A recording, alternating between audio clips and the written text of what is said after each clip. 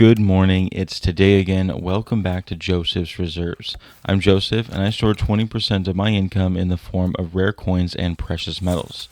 Just a few days ago, I started an audit of my stack. I started with gold, then the easy to count silver, and today we're going to be talking about inconvenient silver.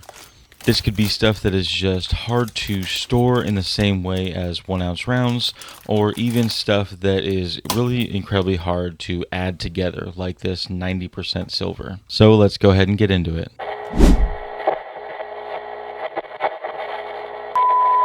Congratulations to Oliver Vukovic for being the first to comment on yesterday's video. Thank you so much for the support. The race to first comment truly does help push the videos through YouTube, so thank you again. Before I get into the video, I also want to mention Lake Conroe Gold. My family and I are finally opening up our own coin shop.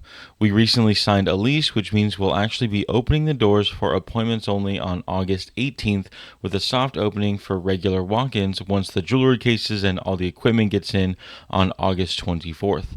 I'll be working on getting the website up and going this week and will likely be up much earlier than that August 18th date. And for the most up-to-date news, you can look up Lake Conroe Gold on Facebook to find our Facebook page and our business phone number. You can even call or text me directly. But let's go ahead and get into this video. So each of these things that I'm about to show you are simple on their own to count. Like these are just half-ounce rounds. But when you add them to the entire pile, it becomes a lot more complicated than just simply counting the ounces.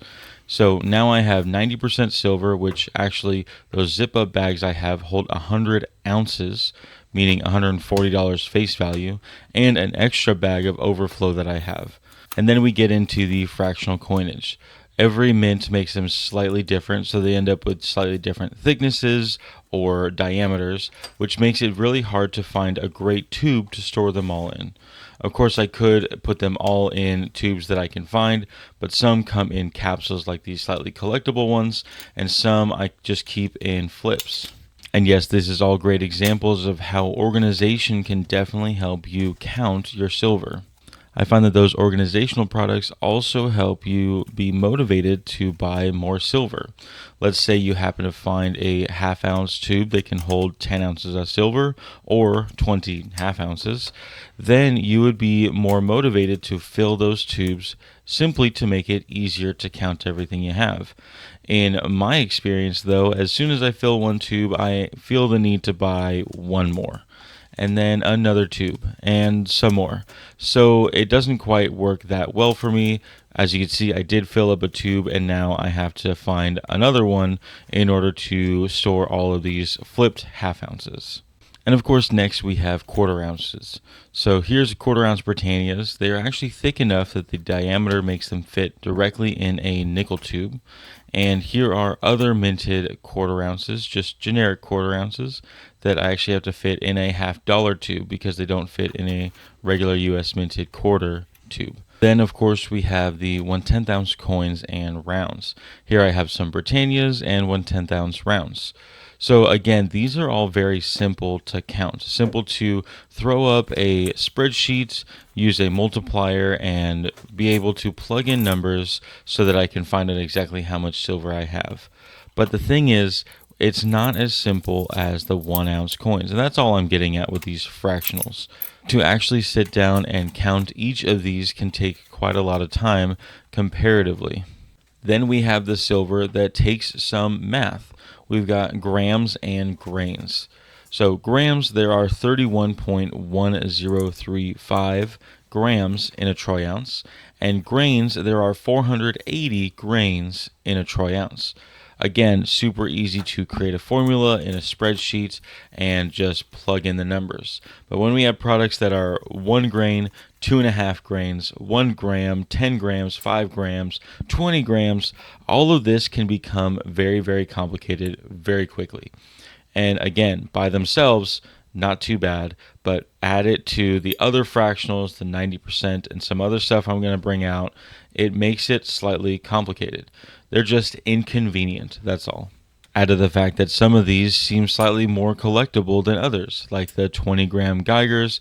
I have a 5-gram Geiger and some 5-gram Johnson Matthey bars. And I don't want to speak poorly on these products because I do really enjoy them. They're simply just hard to store correctly, hard to really count, and they end up kind of just thrown in a flip or in a bag or really just set aside. Which is a perfect segue into my next category. These are all 1 ounce products. They're just of a different shape that make it difficult or impossible to store with the other 1 ounce products. Again, it's not that I regret owning these. Actually, the mercury head sits right on my desk most of the time. But it's exactly because of that that oftentimes when I go to count my silver, I end up thinking, oh yeah, I have this one over here or maybe another ounce over here. And then we get to the off-weight products. This right here is a 2.65 unmarked poured bar. It's marked as 4 nines fine, and it does test to be that, but it's not marked with any weight. And this right here is an 8 grams replica, or really a new design made by Daniel Carr, but this weighs 26 grams of pure silver.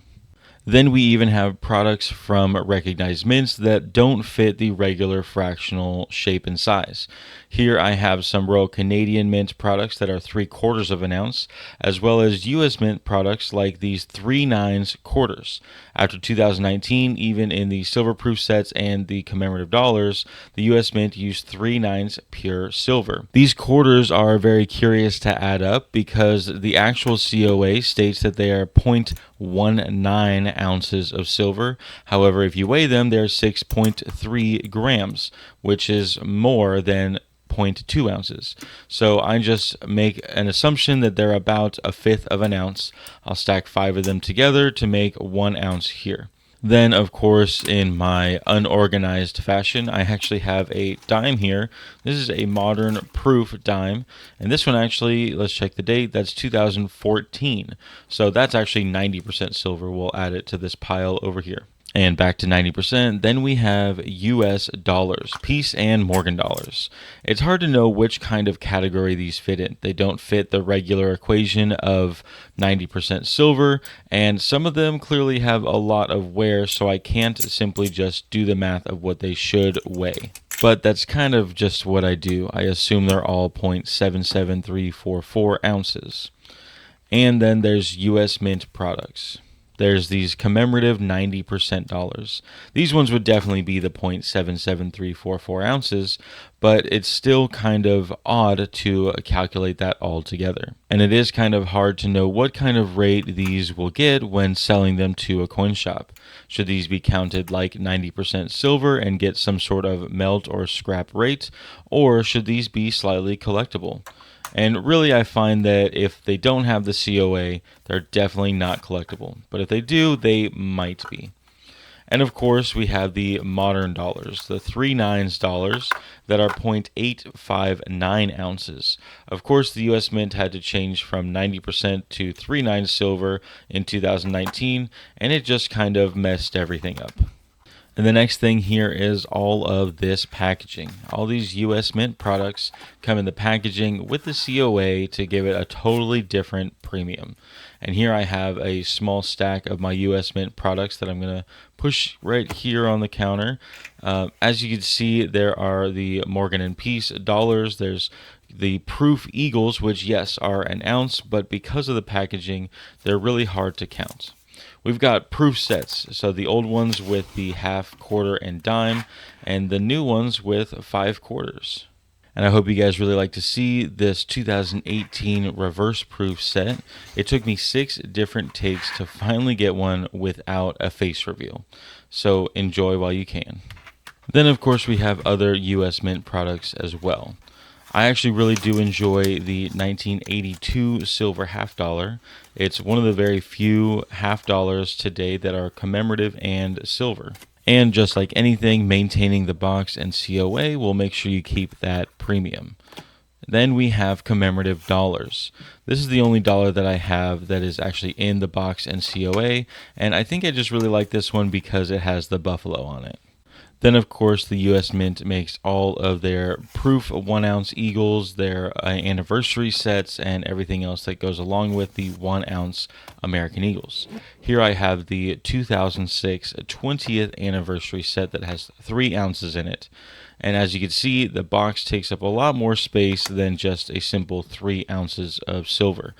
And that's exactly my point, is that all of this takes up a whole lot of space and usually lives on some sort of counter rather than with the rest of the silver.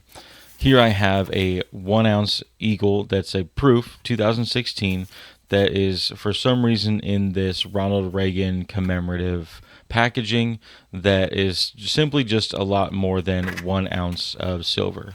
But that's all it counts for in my count today. So this wraps up all of my inconvenient to count silver. All the things like fractionals, 90%, anything that has a little bit of math to it. So what I'm not showing here is all the US minted packaged products. I have some examples here on the left, but I'm not showing everything. I'm also not showing my albums. I have been working on date runs of every single series, and that's not included here. In addition to that, all of my numismatic coins, my Carson Cities, my 8 Reales, things like that, and my World Silver. So what we can see right here on the counter, plus my albums and my packaged American US Mint products, totals to 525 3/4 ounces of silver. Add that to yesterday's video of my easy to count silver, and we have a running total of 1,193 ounces of silver. So now all I have left is numismatics and world silver, but I actually have never gotten a count of either of those, so that might take me a little bit longer. Anyway, if you like this video, make sure to go down and give it a thumbs up. Go into the comment section to start a conversation or continue one. Share the video with someone you think may like it, and subscribe if you haven't already. To my long-term subscribers, thank you so much for your continual support. Make sure you check out josephsreserves.com for my merchandise, coffee mugs, and It's Today Again coffee. And make sure you check out Lake Conroe Gold. The online shop will roll out very soon. But most of all, thank you so much for watching. And just remember, every ounce adds up, so no matter how small, just keep stacking.